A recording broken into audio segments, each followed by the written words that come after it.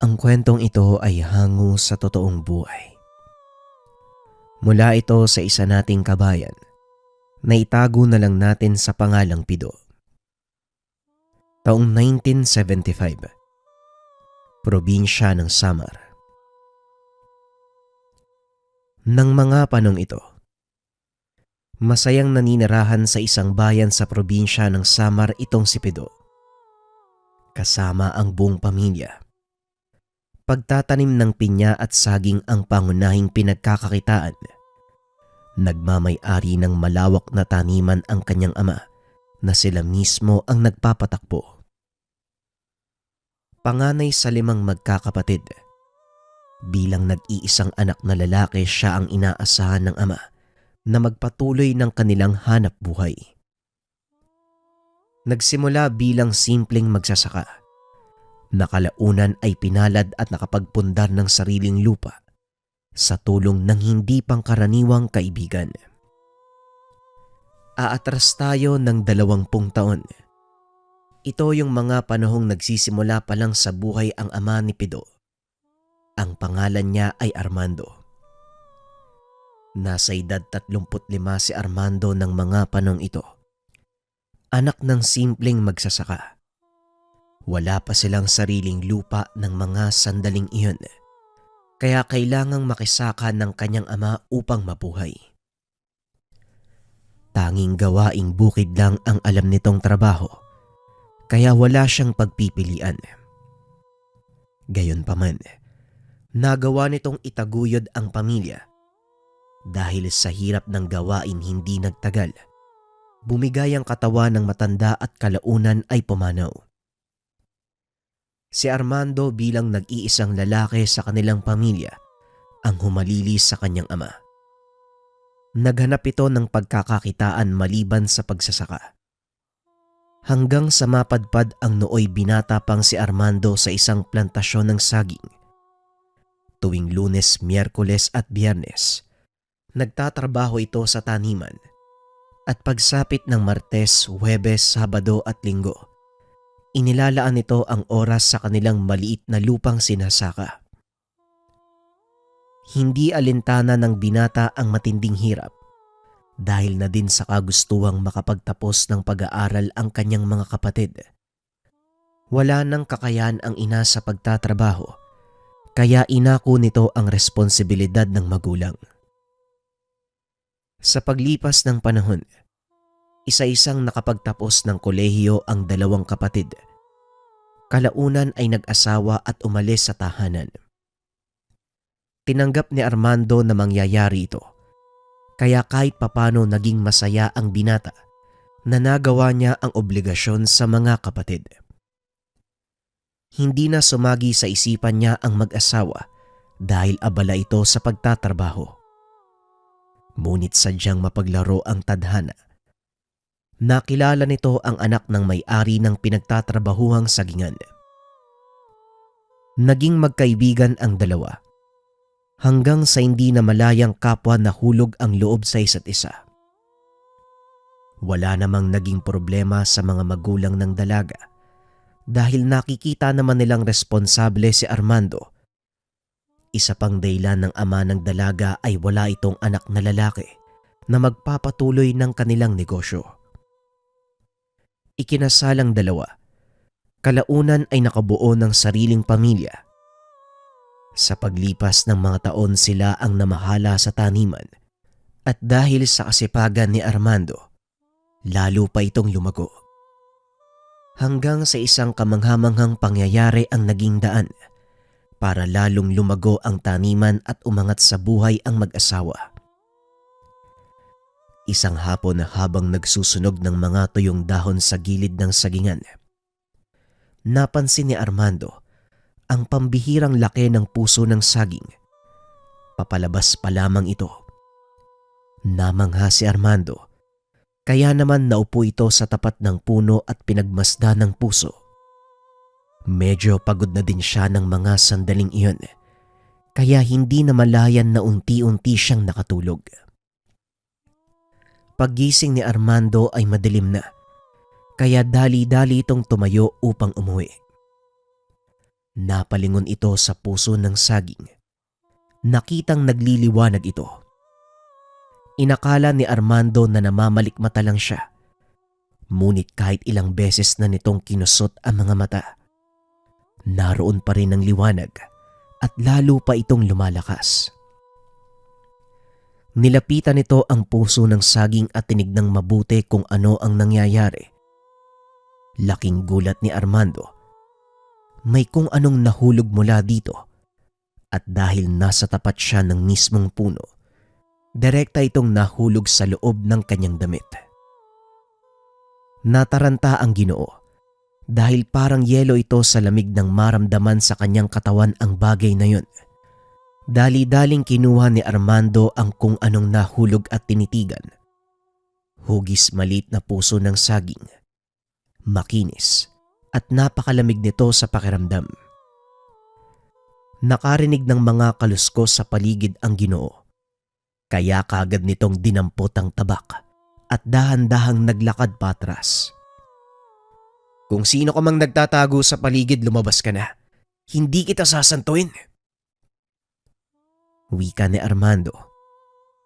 Ngunit wala namang sumasagot. Kaya mabilis itong tumakbo papunta sa kanilang tahanan. Hindi kalayuan sa mismong lugar kung saan niya nakuha ang bagay. Pagdating sa loob ng bahay ay tinignan niya sa liwanag ng gasera. Ano ba yung bagay na yan? Parang nagmamadali kang tignan sa liwanag. Tanong ng asawa. Naitago na lang natin sa pangalang Rowena. Wala naman to, Rowena. Nakuha ko lang dun sa sagingan. Hindi ko nga alam kung bakit may bato sa loob ng puso ng saging eh. Tugon ni Armando. Bato sa puso ng saging? Baka naman mutya yan. Sigurado ka bang sa puso ng saging nang galing yan? Muling tanong ng asawa. Oo, nahulog sa loob ng damit ko eh. Hindi nga to tumama sa lupa eh. Tugon ni Armando. Itago mo na muna yan. Bukas sa bukas pupuntahan natin si Mang Vernon para matanong natin yung tungkol dyan. Malakas kasi yung hinala ko eh. Putsayang nakuha mo. Wika ng asawa. Kinabukasan matapos mag-ani ng mga saging, tumuloy ang mag-asawa sa tahanan ng manggagamot at kilalang Bertudes. Ang pangalan nito ay Mang Vernon. Anong sadya niyong mag-asawa? Mukha naman kayong malusog. Sino bang may sakit sa inyo? Tanong ng matanda. Wala po Manong, naparito lang po kami dahil may ilang bagay kaming gustong itanong sa inyo. Tugon ni Rowena. Ipinakita nito ang nakuhang bato ng asawa. Nakabalot ito sa papel, kaya hindi kaagad nakilala ng matanda. Ngunit nang buksan ito, biglang napatayo at napatitig sa mag-asawa. Anak ng tinamaan! Mutya ng puso ng saging ang isang to. Paano mong nakuha yan, Rowena? Tanong ni Mang Vernon. Ang totoo po ako po yung nakakuha niyan, Manong eh. Nahulog po yan mula sa puso ng saging. Akala ko nung una, parang namuong dumi ng ibon lang. Pero may kung ano po kasing umabol sa akin nung nahawakan ko yan eh. Tumakbo po ako papasok ng bahay. Mamaya mapano ko eh. Wika ni Armando. Walang duda. Mutya nga ng puso ng saging ang isang ito. Napakaswerte niyong mag-asawa at kayo ang nakakuha. Ang ibig sabihin lang nito, talagang para sa inyo ang mutya. Dahil kung hindi, abay siguradong patay ka na ngayon, Armando. Wika ni Mang Vernon. Kaunting kaalaman. Ang mutya ng puso ng saging, sinasabing isa sa pinakasikat na mutya. Ito ang kadalasang tangan ng mga manggagamot dahil sa kakayahan nitong magpagaling ng kahit anong pinsala sa katawan. Ginagamit din ito ng mga antingero upang lalong palakasin ang mga kagamitan. Gayunpaman kahit ito ay sikat, hindi biro ang proseso sa pagkuha nito. Karaniwan sa mga mutya ng saging ay binabantayan ng tikbalang o hindi kaya naman ng isang kapre. At kahit ikaw pa ang nakakita nito at nakakuha, susubukan pa ring agawin ng mga nagbabantay na nilalang ang mutya mula sa iyo. Ngunit sa oras na walang sino man ang gumalaw sa iyo sa proseso ng pagkuha, nangangahulugan, ipinagkalob ito ng mga elemento ng bukal sa kanilang kalooban. Balik tayo sa kwento. Matapos ang pag-uusap ay tumuloy na ang dalawa. Maraming pasyente ang nag-aabang. Ngunit bago pa man sila makalis, nag-iwan ng isang babala si Mang Vernon. Ayon dito, wag na wag ipapaalam sa iba ang tungkol sa mutya. Hanggat maaari ay itago ito at iwasang makita ng ibang tao. Dahil kusang lumalabas ang natural na ugali ng mga taong nakakakita nito. Partikular ang inggit. Gagawin ng mga ito ang lahat para lamang makuha ang mutya. Sinunod ng dalawa ang sinabi ni Mang Vernon. Lingid sa kaalaman ng mga ito na bukod sa kakayahang magpagaling, nagbibigay din ng swerte ang mutya ng puso ng saging. Hindi namamalaya ng dalawa na unti-unti nang lumalago ang kanilang taniman hanggang sa nabili ng mga ito ang kabilang lupain. May sukat na mahigit 2 ektarya. Ginawa naman itong taniman ng pinya. Sa paglipas ng panahon, isinilang ang kanilang panganay na si Pido. Mas lalo pang sinwerte ang mga ito. Nakapagpundar ng sariling bahay at kalaunan ay sasakyan. Lumipas ang maraming taon. Hindi na malayan na mag-asawa na malayo na ang narating. Pero kagaya ng ibang tao, humina na rin ang katawan ng mag-asawa. Kaya naman pinasa nila kay Pido ang pamamahala sa taniman. Balik tayo sa kasalukuyang tagpo. Nang mga sandaling ito si Pido ang namamahala ng taniman. Bukod dito, nakapagdagdag na ang binata ng ilan pang mga negosyo, kagaya ng manukan at baboyan. Masasabing matagumpay na si Pido ng mga sandaling iyon. Lagi nitong isinasa puso ang mga itinuro ng kanyang ama. Hindi nagtagal ay tuluyang namaalam si Mang Armando, dahilan ng tuluyang pagbabago ng buhay ng binata. Bago ito mamatay, kinausap ni Mang Armando ang anak upang ipasa ang kaisa-isang itinuturing na kayamanan. Tanggapin mo ang mutyang ito, Pido.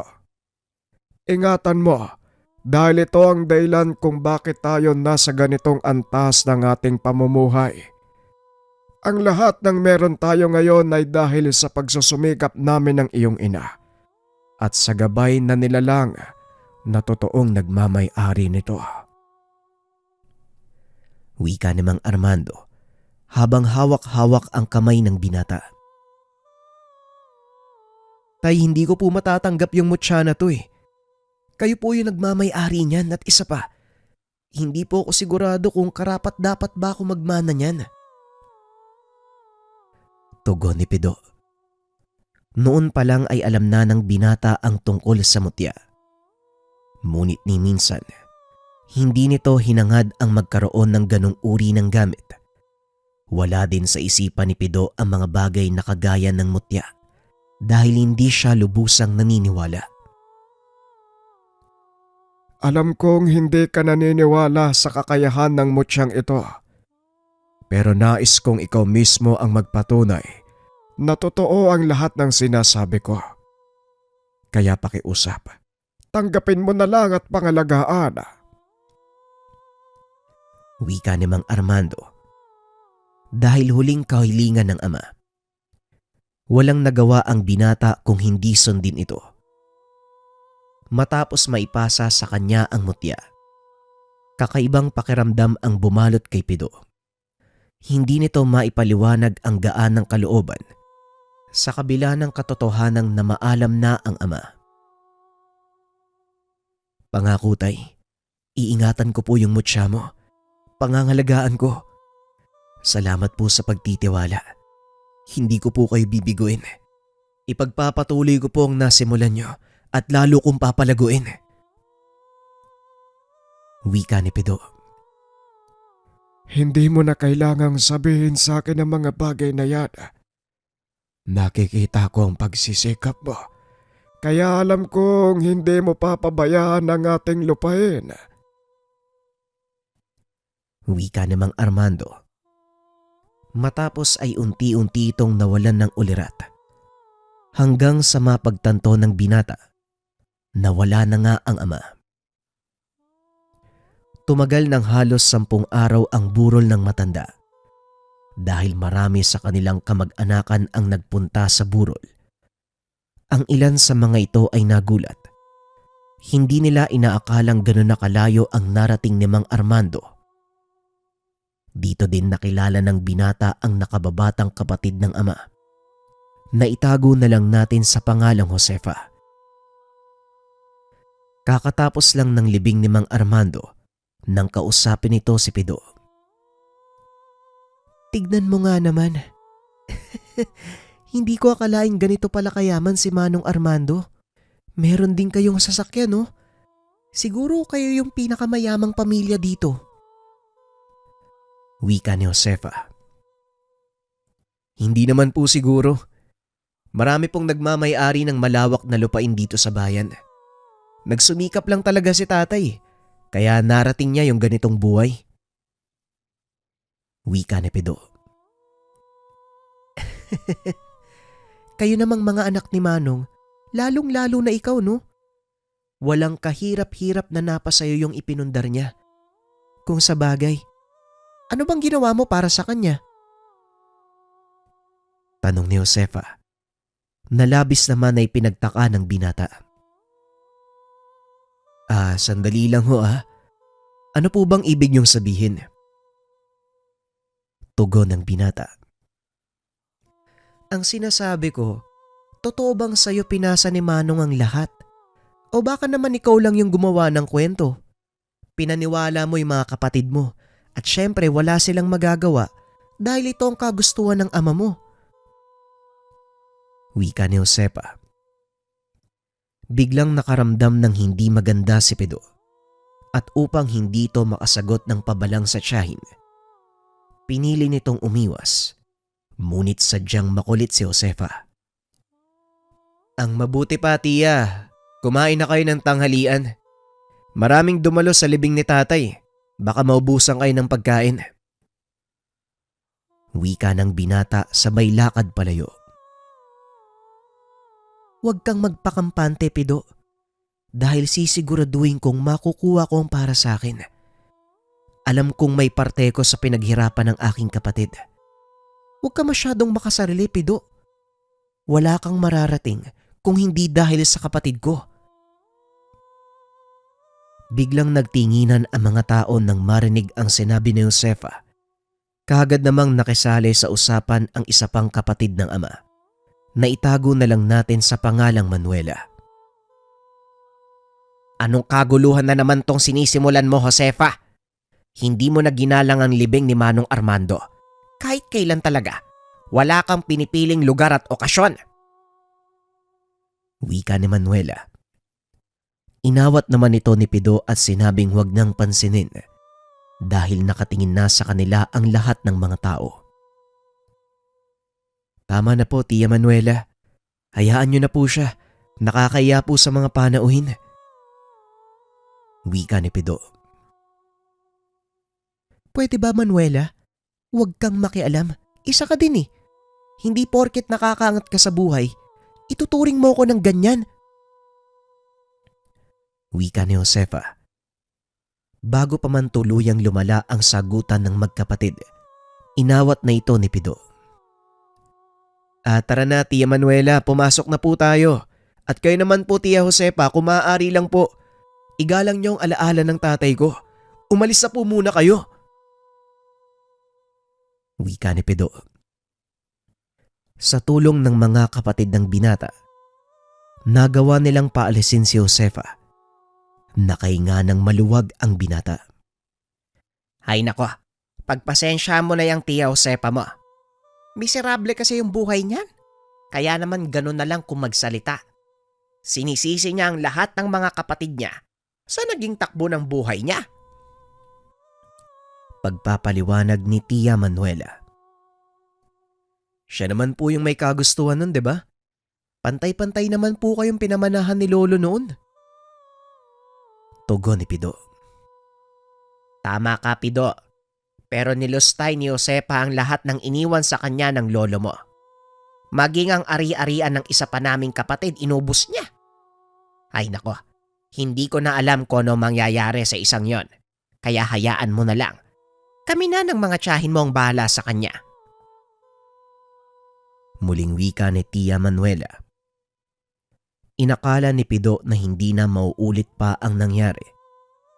Ngunit 2 araw lang matapos ang libing.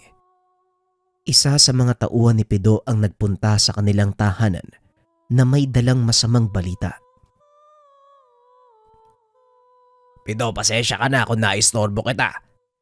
May importante kang dapat malaman eh. May babaeng nagpunta sa kabilang taniman. Pinapalayas yung mga tauhan natin doon kasi siya daw ang nagmamay-ari ng lupa. Wika ni Dudong. Napatayo si Pido sa kinaupuan. Walang sabi-sabing pinuntahan ng lugar. Pagkarating, nakita nitong nagtitipon ang mga tao at sa gitna ng mga ito, may isang babaeng nagsasalita. May kasama itong mga kalalakihang may dalang baril. Anong kaguluhan to? Maaari ko bang Tia Josefa, anong ginagawa mo dito sa taniman ko? Tanong ni Pido. Taniman mo? Ang huling pagkakaalam ko, ang bahaging ito ng lupain ay nakapangalan sa iyong ama at hindi pa naililipat sa iyo. Ngayong wala na ang kapatid ko at buhay pa ako. Siguro naman may karapatan ako, hindi ba? Tugon ni Josefa. Saang pahina ng batas mo nakuha yung mga sinasabi mo? Pinaghirapan to ng tatay ko. Ni isang kusing wala kang ambag. Paano mong nasasabi yung mga bagay na yan? Tanong ni Pido. Wala akong kailangang ipaliwanag sa'yo. Paalisin mo mga tao mo dahil ipinagbili ko na sa ibang tao ang lupaing ito. Sa katunayan, mga tauhan niya ang kasama ko ngayon. Kung hindi sila aalis, pasensyahan tayo. Dadanak ang dugo dito. Pag-uusap ng dalawa. Dito nagalit ng husto si Pido. Nadamay ang kanyang mga tauhan. Nagmakaawa ang mga ito na tulungan sila. Kaya naman hindi na nagdalawang isip ang binata. Sabihan niyo lang po kami kung anong dapat gawin. Wika ni Dudong. Hindi, Dudong. Wala kayong gagawin, akong bahala dito. Sa ngayon, sabihan mo muna mga tauhan na umalis sa lugar para maiwasan natin ang anumang sakuna. Tugon ni Pido. Sinunod ni Dudong ang sinabi ng binata. Nagsipag-alisan ang mga tao. Sinimulan ni Josefa ang paglalagay ng bakod sa paligid. Lingid sa kaalaman nito na may binabalak ang binata. Kinagabihan habang tahimik ang paligid. Pinuntahan nito ang lupaing binakuran ni Josefa. Naroon pa ang mga tauhan nito at matyagang nagbabantay.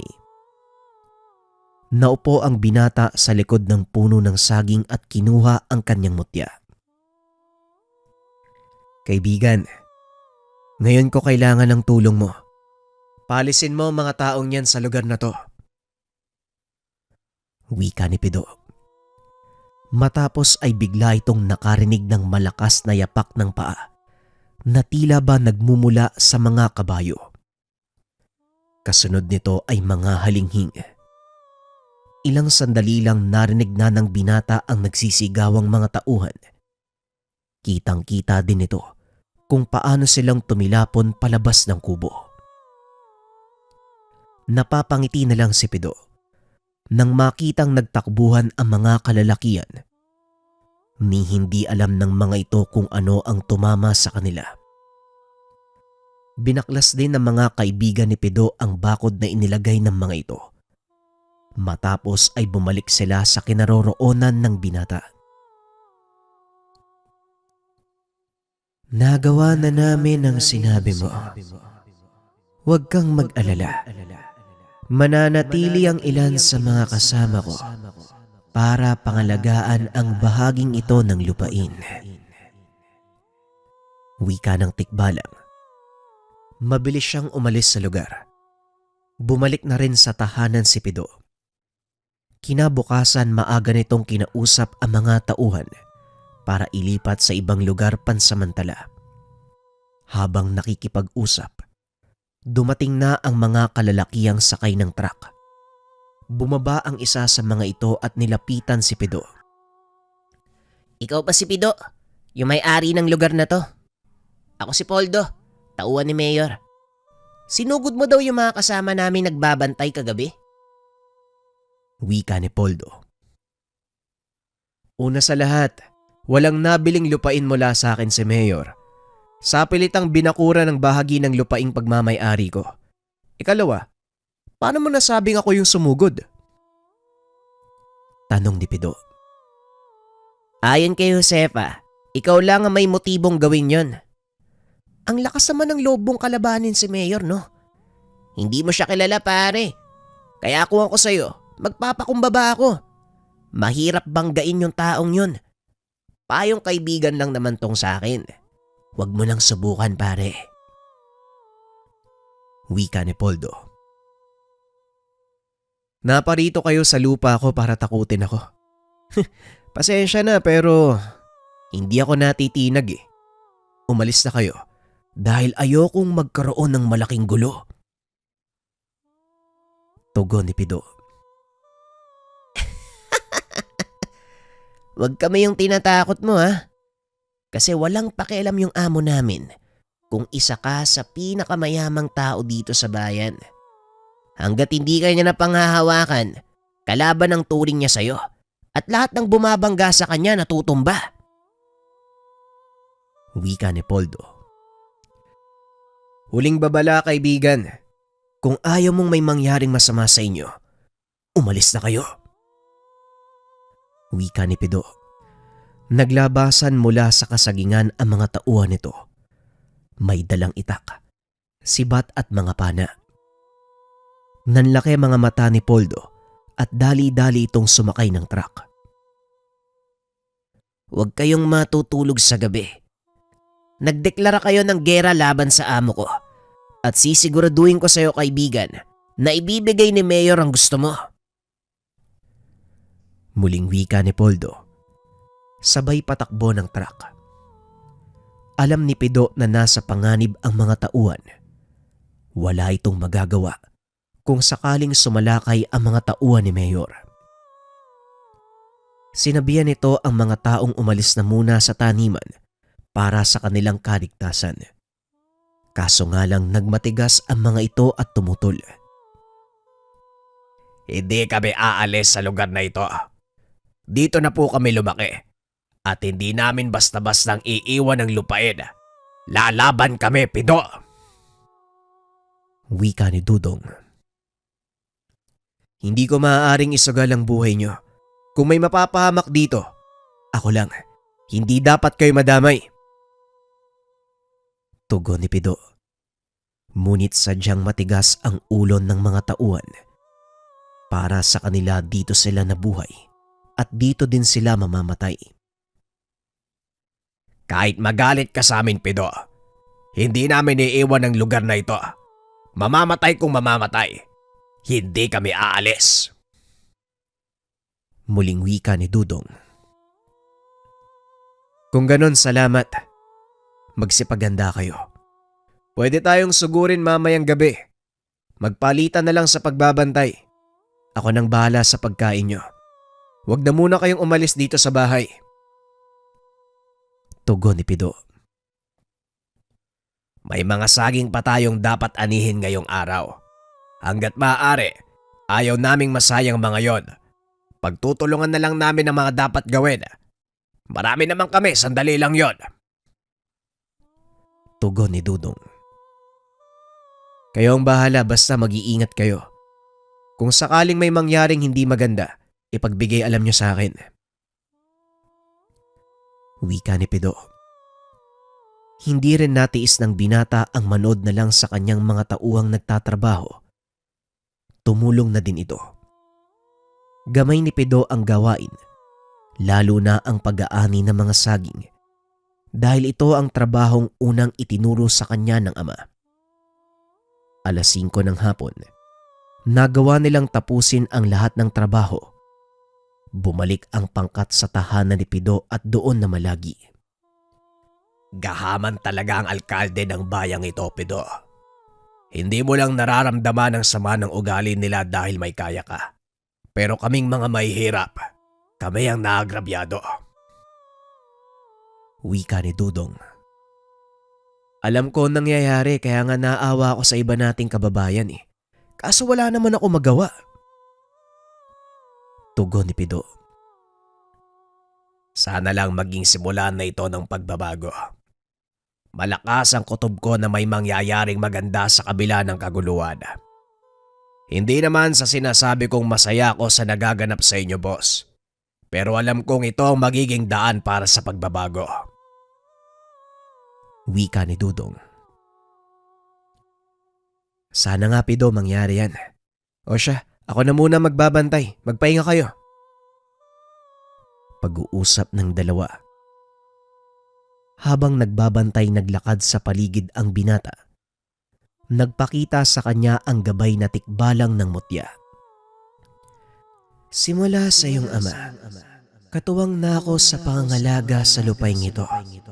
Kaya nakakapagtaka kung bakit hindi ka lumalapit sa akin. Wika ng tikbalang. Halos mapatalon sa gulat si Pido nang marinig ang boses ng nilalang.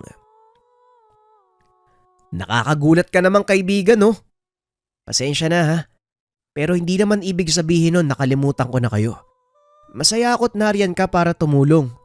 Pero yung gulong ito, sa pagitan ng mga tao eh. Kaya ayoko nang isali pa kayo mga nananahimik na nilalang. Tugon ni Pido. Nauunawaan ko ang iyong sinasabi. At hindi nga kami maaaring makisali sa gulo niyong mga mortal. Pero ibang usapan na. Kapag ang tahanan naming mga tikbalang ang masisira. Ang lupaing pinagkakaguluhan niyo, ang mismong lugar na sumasakop sa aking tahanan. Kung sakaling magkaroon ng kaguluhan, madadamay ang aking pamilya. Kaya sa ayaw at sa gusto mo, kasali kami sa labang ito. Wika ng tikbalang. Isa-isang naglabasan mula sa dilim ang mga ito. Napangiti si Pido. Alam niyang malaking tulong ang mga nilalang. Kung ganon, maraming salamat kaibigan. Tugon ni Pido. Isa pa. Sasabihin ko sa iyo ang totoo. Hindi basta-basta ang kalaban mo. Ang taong pumunta dito ay may taglay na bertud. Mapapahamak ka kung hindi ako tutulong. Wika ng tikbalang. Naramdaman din ni Pido ang tungkol sa bagay na yun. Ngunit hindi niya binigyan ng pansin. Tama ka nga kaibigan. Ang totoo nawala yun sa isip ko eh. Tugon ni Pido. Ito ang dahilan kung bakit kami nababalisa. Dahil maaring hindi lang siya ang may kakayahang pigilan kaming mga tikbalang. Siguradong nakarating na rin sa kanya ang ginawa namin sa mga kasama nila. Wika ng tikbalang. Ngayong nabanggit mo, siguradong alam na nga nila ang nangyari. Mukhang hindi lang laban ng mga tao ang magaganap. Tugon ni Pido. Sigurado yan kaibigan. Kaya nandito ang lahat ng mga kasama ko para tumulong. Huling wika ng tikbalang. Bigla itong naglaho dahil dumating si Dudong. Parang narinig kong may kausap ka dito, Pido. Sino yon? Tanong ni Dudong. Wala naman. Kinakausap ko lang tong mga puno ng saging.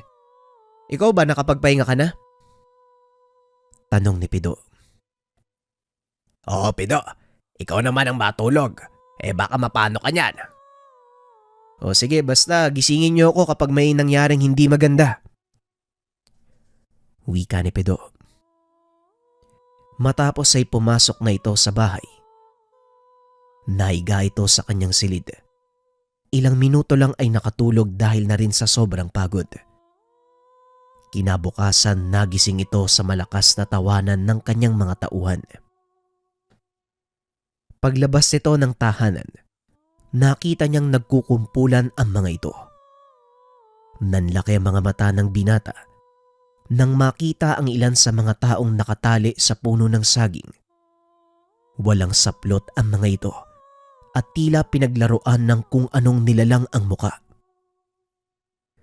Oh, anong nangyari sa mga yan? Bakit namamaga yung mukha nila? Tanong ni Pido. Hindi namin alam, Pido Nakita na lang namin nakatali na yan. Tapos may mga busal ang bunganga. Mukhang pinaglaruan ng engkanto mga to Tugon ni Dudong. Naisip ni Pido ang sinabi ng tikbalang. Natawa lang din ito sa mga nangyari. O siya, sige na, kalagan nyo na yung mga yan. Hayaan nyo makabalik sa amo nila para ibalita yung nangyari dito. Nang sa ganun, medyo matakot naman sila. Wika ni Pido. Ngunit nang kalagan ito ni Dudong, hindi tumakbo ang mga kalalakian. Nakaupo lang ito sa isang sulok habang nakatitig sa isang direksyon. Oh, ano pang inaantay nyo? Umalis na kayo. Bago pa magbago yung isip ng mga kasama ko. Wika ni Pido. Hindi kami maaaring bumalik kay amo. Papatayin kami nun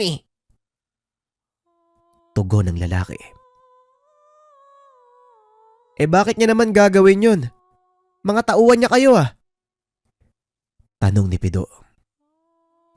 Ibang klaseng mag-isip si Poldo. Handa siyang pumatay kapag hindi namin sinunod yung utos niya. Tugon ng lalaki. Ganun ba? Ano bang inutos niya sa'yo? Gusto niyang ipapatay ka Dalin sa kanya ang ulo mo. Utos daw ni Mayor. Tugon ng lalaki. Napailing na lang si Pido dahil sa mga narinig. Ibang klase. O siya, dumito muna kayo. Pero huwag kayong umasa na magtitiwala ang mga tauhan ko sa inyo. Alam nilang makakalabang kayo Wika ni Pido. Ikinulong nila ang mga kalalakian at kahit ganon ang ginawa ng binata, laking pasasalamat ng mga ito sa kanya. Pagsapit ng hapon habang nagpapahinga, narinig ni Dudong ang dagongdong ng naglalakihang sasakyan. Umakyat ito sa mataas na puno upang tignan ang nangyayari. Nanlaki ang mga mata nang makita ang mga paparating na truck, pati na rin ang malalaking kagamitan na pangbungkal. Dali-daling bumaba si Dudong at ibinalita kay Pido ang nakita. Mabilis namang kumilos ang mga tauhan ng binata papunta sa kanya-kanyang pwesto. Armado ng mga pana at sibat. Hinarangan nila ang daanan papasok sa lupain ng kanilang amo. Nakatayo lang si Pido sa tuktok ng burol, hindi kalayuan sa mismong entrada ng kanyang lupain. Pinapanood nito ang mga nangyayari. Naglagay ng barikada ang mga tauhan nito. Ang ilan ay nakatayo sa kalsada habang may hawak na itak. Ang mga may hawak na pana naman nakatago sa mga dayami. Sadyang matatapang ang mga tauhan mo, Pido. Hindi sila basta aatras. Wika ng tikbalang. Nauunawaan ko kung saan nanggagaling ang determinasyon nila. Dito sila lumaki. Karamihan sa kanila dito nagkaroon ng pamilya. Kagaya mo kaibigan, sa loob ng mahabang panahon, pinangalagaan niyo ang lupaing ito at nagpapasalamat ako dahil sa inyo. Tugon ni Pido. Kailanman hindi namin inisip na lisanin ang lugar na ito.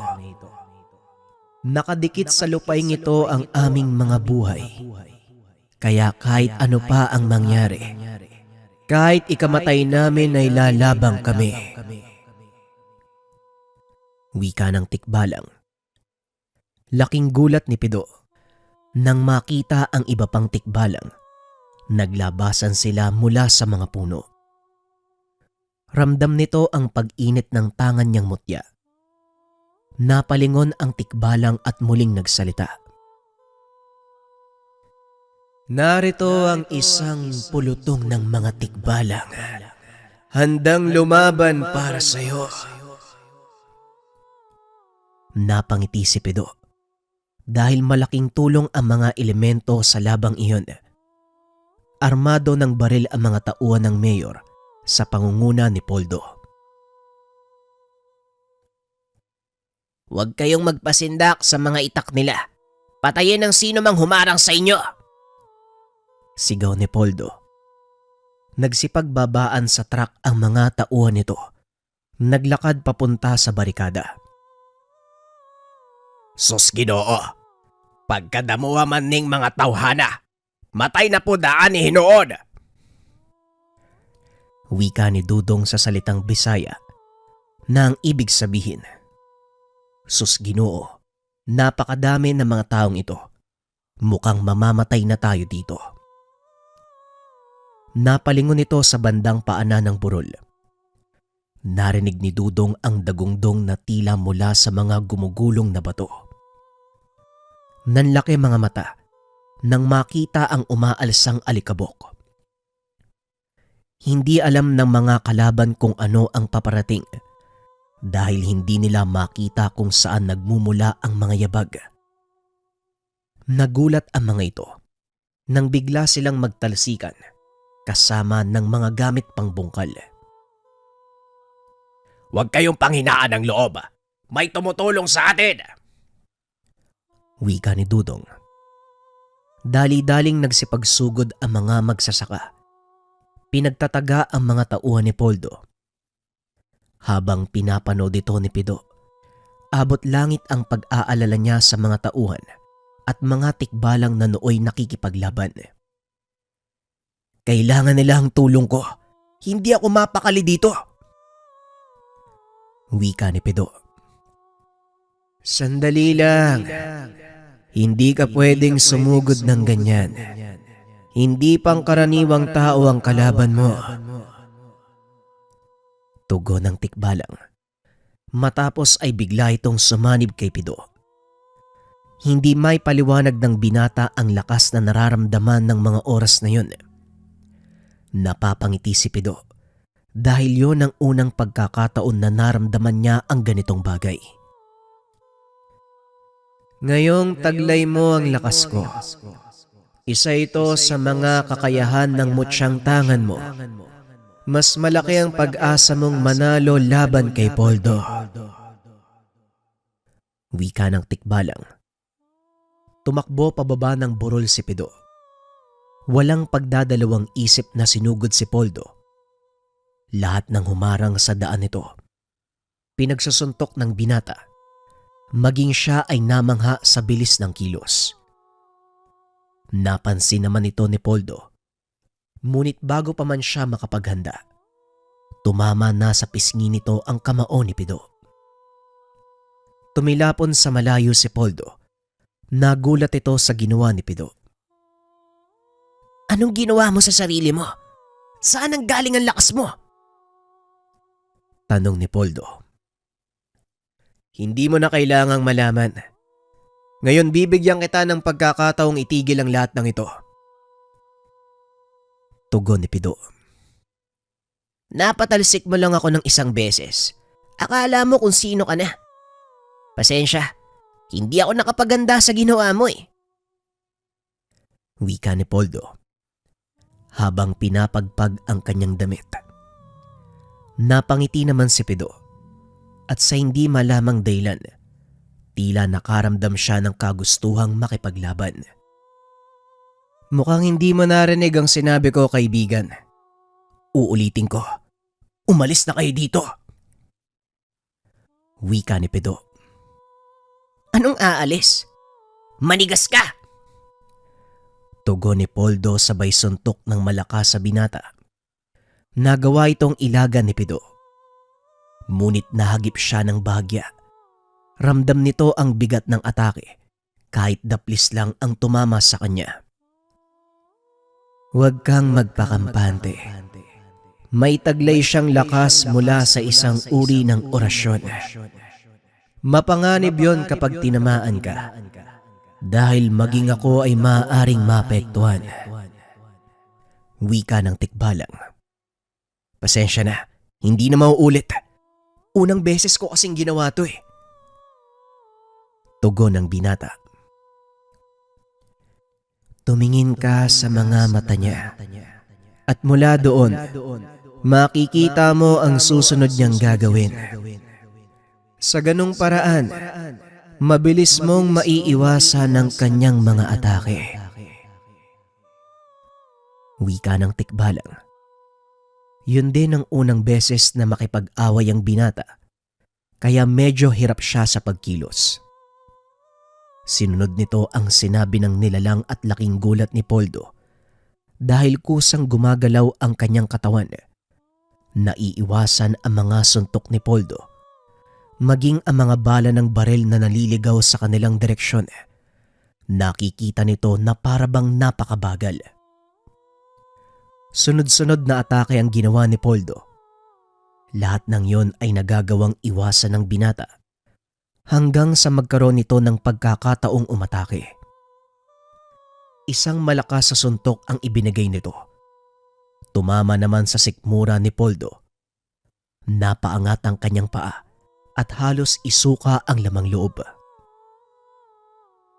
Anong klaseng nilalang ka? Paano mo nagagawang sumuntok ng ganyang kalakas? Wika ni Poldo. Gusto mo talagang malaman? Pues sasabihin ko sa iyo ang sekreto ko. Total naman mamamatay ka na eh. Hinawakan ng binata ang buhok ni Poldo. Marahan nitong itinaas. Tinignan nito ang mga mata ni Pido. Hindi makapaniwala sa nakikita. May tikbalang ka sa loob ng katawan mo. Kaya naman pala. Wika ni Poldo. Hinawakan nito ang kamay ni Pido. Nag-usal ng mga dasal. Nakaramdam ng init ang binata. Biglang humiwalay ang tikbalang. Isang dasal pamatay ang inusal niya. Kung hindi ako kumawala, malamang nasunog ako. Wika ng tikbalang. Mabilis nitong hinatak si Pido palayo at muling bumalik sa katawan ng binata. Mag-iingat na ako sa susunod. Hindi ko man lang naisip na kaya niyang gawin yun. Wika ni Pido. Maging ako nawala sa isipan ko na may posibilidad na kaya niyang mag-usal ng dasal pangpatay sa mga kagaya ko. Pag-uusap ng dalawa. Muling sumugod si Pido. Sa pagkakataong iyon, hindi na siya nakaligtas. Nahawakan nito ang kamay ng binata. Muling nag-usal ng mga dasal. Sa pagkakataong iyon, may orasyong panggapos ang ginamit nito para tuluyang maparalisa ang tikbalang. Wala na akong magagawa, Pido. Hindi ako makakilos. Pero kaya ko pa rin ipahiram sa iyo ang lakas ko. Pasensya na, pero maaari ko itong ikamatay. Wika ng tikbalang. Hawak pa rin ni Poldo ang binata. Inihagis niya ito palayo. sa pag-aakalang hindi na makakalaban pa si Pido. Wala kang silbi kung wala kang tikbalang sa katawan mo. Pasensya na, pero mukhang nanalo ko sa labang to. Wika ni Poldo. Unti-unting tumayo si Pido. Bagay na ikinagulat naman ng katunggali. Nang mga oras na yon, hindi nila namalayang malayo na sila sa iba pang kasamahan. Tikbalang, nakikinig ka ba? May magagawa ba ako para hindi mo ikamatay ang gagawin ko? Tanong ni Pido. Isang paraan lang. Pakawalan mo ang mutya. Sa ganong paraan, matatanggal ang tanikalang nagbibigkis sa atin. Ngunit kapag ginawa mo yon, maaaring mawala sa iyo ang lahat. Tugon ng tikbalang. Sa totoo lang, hindi mahalaga sa akin ang lahat ng meron ako. Mas mahalaga yung mga taong nasa paligid ko eh. Yung pamilya nila, yung pananalig nila sa akin, bilang pinuno, yun ang mas mahalaga. Wika ni Pido. Tinanggal nito ang mutya sa pagkakasabit sa leeg. Hinampa sa isang bato. Nagulat si Poldo sa kanyang ginawa. Baliw ka ba? Tinanggal mo pa ang kaisa-isang alas mo para manalo sa akin. Ano pa sa tingin mo ang magagawa ng isang pangkaraniwang tao sa kagaya ko? Tanong ni Poldo. Hindi mo alam? Pwes manood ka. Tugon ni Pido. Bigla itong nawala sa kinakatayuan. Nang muling magpakita, nakaamba ito ng suntok sa mukha ni Poldo. Sa ikalawang pagkakataon, tumilapo ng malayo ang katunggali at halos inabot ng ilang segundo bago siya tuluyang nakabalik sa wisyo. Saan ang galing ang lakas mo? Wala nang magagawa ang tikbalang sa katawan mo. At yung mutyang hawak mo basag na. Paano mo nagagawang sumuntok ng ganyang kalakas? Tanong ni Poldo. Mukhang nagkakamali ka eh.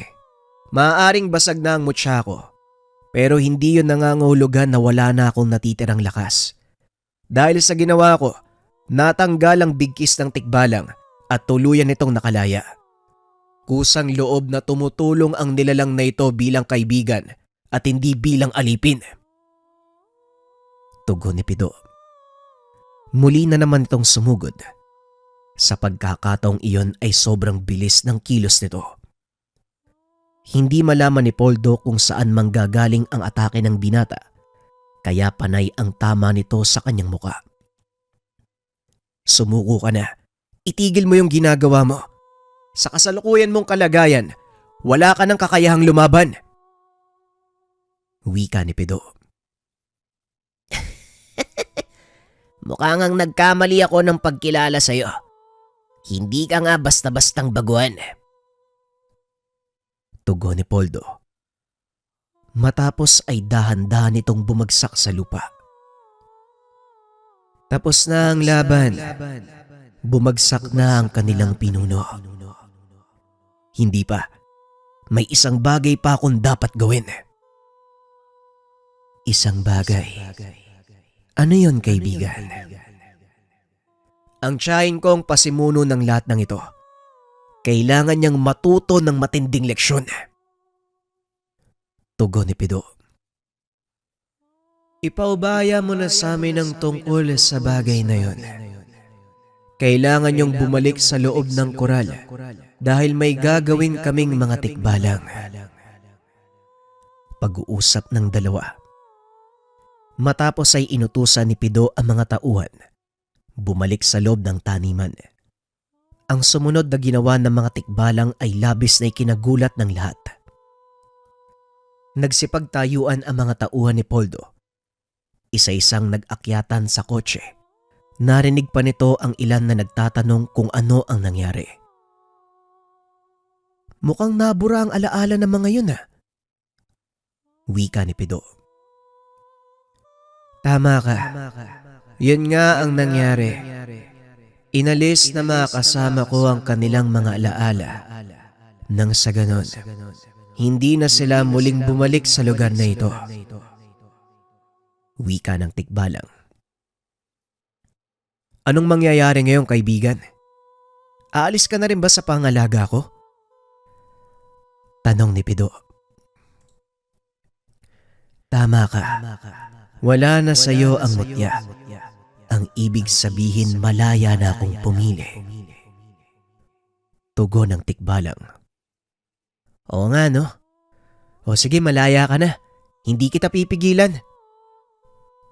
Wika ni Pido. Maraming salamat, kaibigan.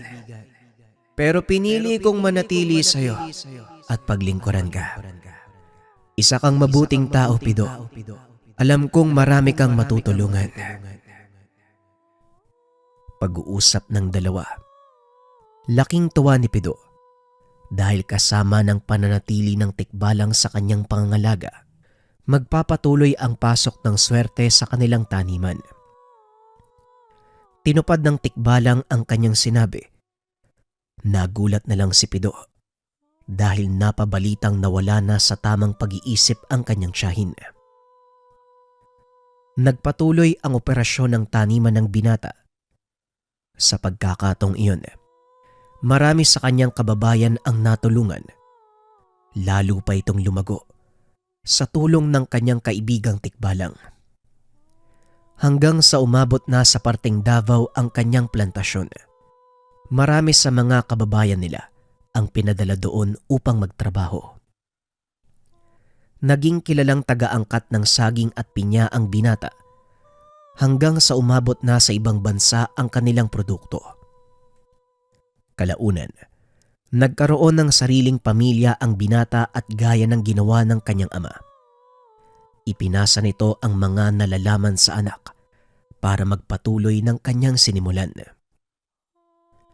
Sa paglipas ng mga taon, unti-unting dumating si Pido sa dapit hapon ng buhay. Ngunit kahit ganon wala siyang pinagsisiyan, lalo pat nakikita nitong marami siyang natulungan. Kinilala si Pido sa kanilang lugar bilang isa sa pinakamayamang magsasaka. Ngunit makikita mo lang itong naglalakad sa daan, nakasimpleng senelas.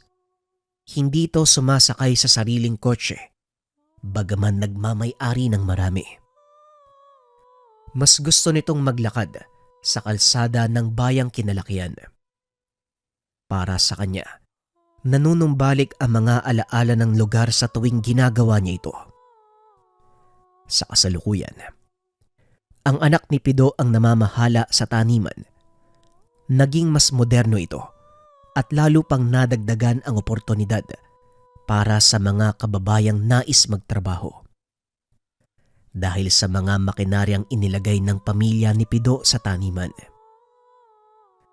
Walang ibang nakakaalam ng totoong nangyari. Maging ang presensya ng tikbalang, hindi rin umabot sa mga tauhan ni Pido, maliban na lang kay Dudong. Ito ang pinagsabihan niya ng sikreto. Nakarating naman sa atin ang totoong pangyayari sa pamamagitan ng anak ni Dudong. Pinaliwanag nito ang lahat ng kaganapan, batay na din sa kwento ng ama. Hindi akalain ng mga tao na may kakaibang nangyayari sa tanimang iyon. At ang patuloy na paglago ng kanilang produksyon ay dahil sa mababait at masisipag na tikbalang na nakatira sa lugar. Para sa pamilya ni Pido, mananatili itong lihim na kanilang dadalhin habang sila ay nabubuhay. Naway nagustuhan ninyo ang kasaysayan ni Pido at ng mutya na puso ng saging. Opinyon para sa kwento, alam nyo ba mga kabayan, lahat tayo ay merong gabay. Kumbaga, bawat tao sa mundo ay nabigyan ng gabay. Yung iba maswerteng nakikita natin sila, pero karamihan sa atin, hindi natin nakikita yung mga gabay natin. Pero sabi ng mga ermitanyo, mga manggagamot, lahat tayo ay binigyan ng gabay ng may likha upang tayo ay bantayan dito sa lupa. Kayo ba mga kabayan? Nakita nyo na ba yung gabay nyo? O meron ba kayong mga karanasan na yung feeling nyo na merong nagbabantay sa inyo? Kung meron man, share nyo sa ating comment section. Salamat.